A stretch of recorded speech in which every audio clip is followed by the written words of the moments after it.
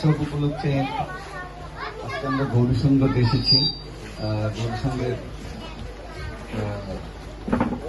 পূজা উদযাপন কমিটি সম্মানিত সভাপতি এবং সাধারণ সম্পাদককে আমি ধন্যবাদ জানাই। আমাদেরকে এনারা সাধারণে আপ্যায়ন করেছেন।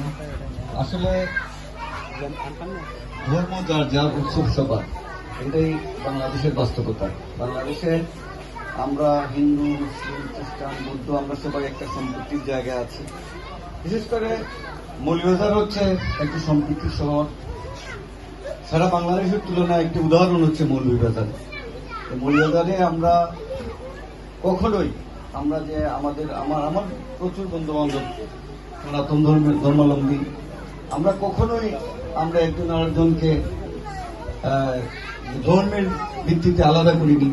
আমরা ভাই বন্ধু হিসাবে আমরা একসাথে শহরে আছি, আমরা একসাথে বড় হয়েছি, একসাথে আমাদের ঈদে তাদের দাওয়াত থাকে, পুজোতে আমাদের দাওয়াত থাকে, আমরা মিলেমিশে সবাই উৎসব পালন করি।